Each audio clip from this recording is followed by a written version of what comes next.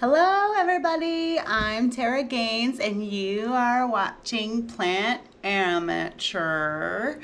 Today I'm going to be propagating a Philodendron Mamei. So I've been air layering this guy with one of those weird little balls that they have. He's been sitting in here for quite some time, but this will be the new base of the plant. And then there's a bunch of other sections down here that I'll be able to propagate as well. Let's clean the shears. Get to it.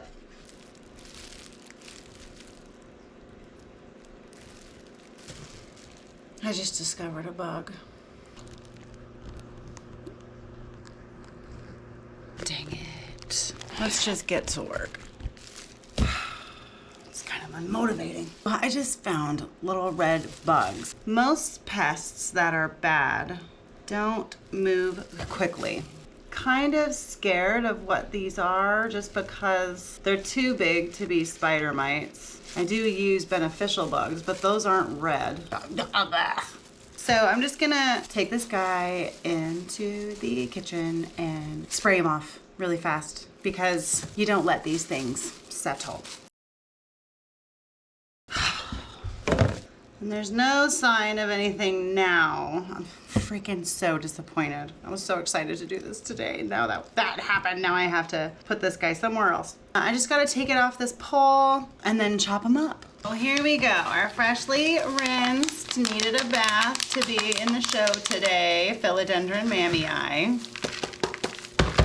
I'm gonna put that to the side so it can be washed and reused. We're gonna open up his air layer, but I just wanna get rid of a bunch of this soil first and see what I'm working with all over the place.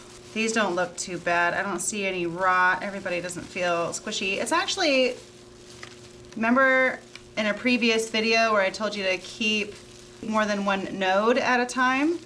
Whoever potted this one up before me had a very similar problem as I did with my Synapsis. Push this forward so I don't make a mess.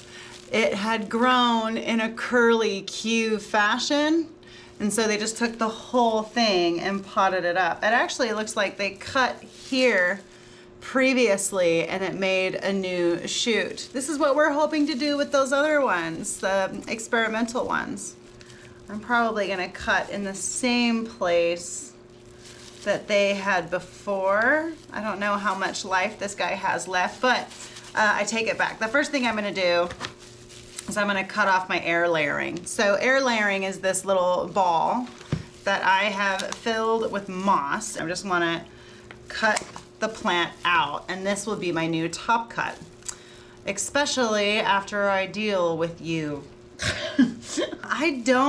Unlike the Synapsis that was in LECA, I don't want to deal with this dirty dirt mess of cutting. So I'm just going to cut off all of that and I'm going to compost it. Done. Now I have all of these other parts of the plant that are ready to go. I'm just going to leave it all in one stick. Some people would cut these up into individual nodes. I'm just going to leave it in one. Mostly because I want it to root and start to make leaves. I want it to root and start to make leaves. And with more nodes, it has more points of activity. So it can collect more nutrients and more, it can gather more and do more with that gathering. So I'm just gonna take this whole stick, and you might remember the Synapsis propagation tub that we made previously. I'm just gonna put it in here with the Synapsis. So Philodendron and Synapsis living together, mass hysteria. So I'm just gonna take this stick here. I'm gonna make sure that this doesn't have any more stupid little bugs on it. I washed it really good, so I'm just hoping. And I'm just gonna stick it in here with the Synapsis is. Syndapsi, is that a word? Don't know. It's really important though that the moss is maybe not covered, but it is in contact with the moss. That's what's gonna activate those nodes and cause it to wanna make leaves and send out roots. But I'll move this one over here into the corner. We'll just call that one baby. It's not in the way of the other nodes. It's actually helping keep that Synapsis down. There is a little gap here where the moss is not in contact, so I'm just gonna deal with that. before we move on to the next part, which is potting up the top cut. So I'm just gonna take a little bit of moss. I got my spray bottle, so I'm just gonna spray it to moisten it a little bit. Squeeze it together so that moisture gets distributed. Spray one more time. I'm just gonna put more moss right over the top of the entire stick. This way it'll push it down and it'll make sure all of those nodes are in contact with the moss. Get in there. I'm leaving the leaf because it'll help it, the light and photosynthesis. So photosynthesis is how plants get their energy. I'm leaving the leaf on there so it can photosynthesize. And then here's this top cut. So I have this cup. It's a 24-ounce plastic cup. I want to fill it with dirt and then fill it with this plant. And all I want to do is just, I'm going to open up the air layer tube. And that's all it is. And we're going to put that over with the pot so we can wash it all together later, being efficient about it. And I'm just going to try to see how these roots look. They definitely, wow, look at that. Look at this. Look at that. The roots have totally engulfed the moss. I'll be lucky if I can get any moss out of this. It's kind of a lot. If you know me, you know I don't really want to fuss with these roots.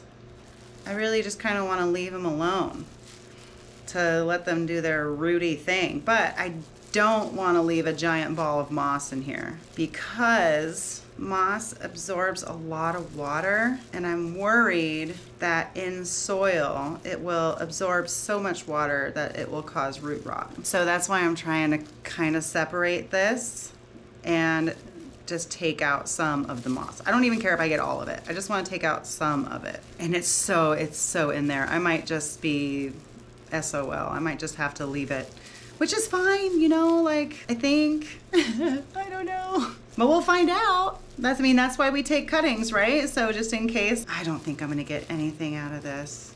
I don't even know where that one goes. Well, I did get a couple of pieces. There's the third piece. I got a third piece. I'm just gonna leave it. I'm gonna stop fussing. Open it up a little bit. I gave it some breathing room. I'm perfectly happy with that. So I got my little container here. I'm just gonna fill it up with some dirt, and I'm also gonna fill it up with some leca just to make it a little bit easier for water to travel through. I forgot the stakes.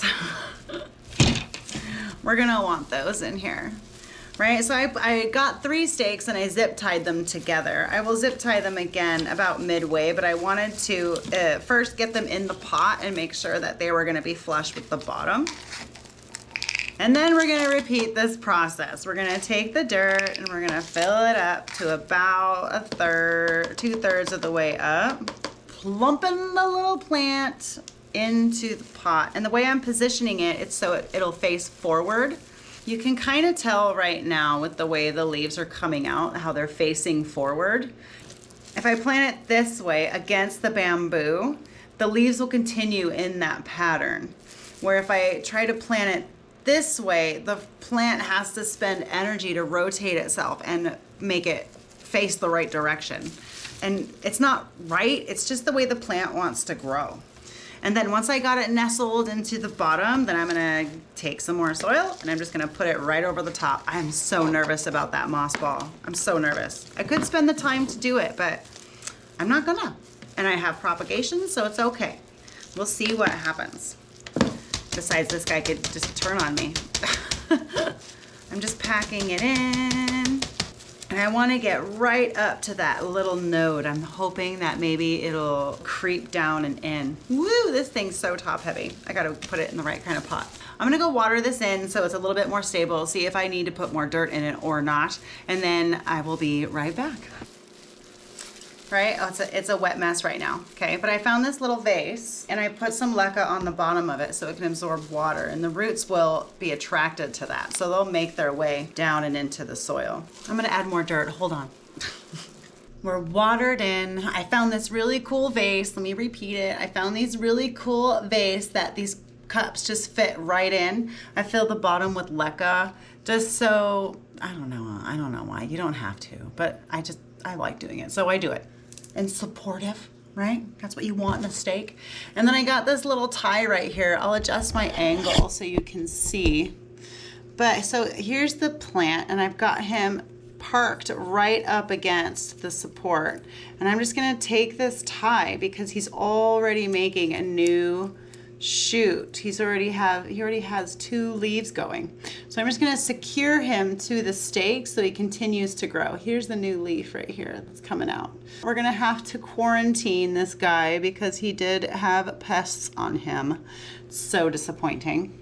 But the reason why I like to stake them so tall is so I don't have to repot them more often. If I have to repot something all the time, because they grow really well indoors, right? It's warm and there's light. But if I have to repot things all the time, I wouldn't be able to maintain the collection. So I try to make stakes, trellises, moss poles, I try to make them all very tall so the maintenance is less. Thank you so much for joining me today. I'm Tara Gaines with Plant Amateur. Feel free to do the YouTube routine and join me. Oh, wait, I totally forgot. There's a new update. Okay, so I talked about these in a previous video and how they had been sitting. Sorry, these are Peperomia dragon skins. All right, and I had been talking about how they had been sitting in the tray for so long, not doing anything, and I've never propagated Peperomias before. I say that 10 times fast. I did, some quick research and I found that you could propagate from the leaves. So I saved these leaves before the plant died. And look. Can you see this? Is it focusing? Oh my God, I hope so. This way is more light. I don't know, but look there's little babies. I'm gonna have dragon skins again. Thank you so much for joining me today. If you liked it, that's wonderful. If you didn't, that's okay too. I mean, tell me what you didn't like. Maybe I can do better next time. Anyway, I'm Tara Gaines, Plant Amateur. Enjoy yourself.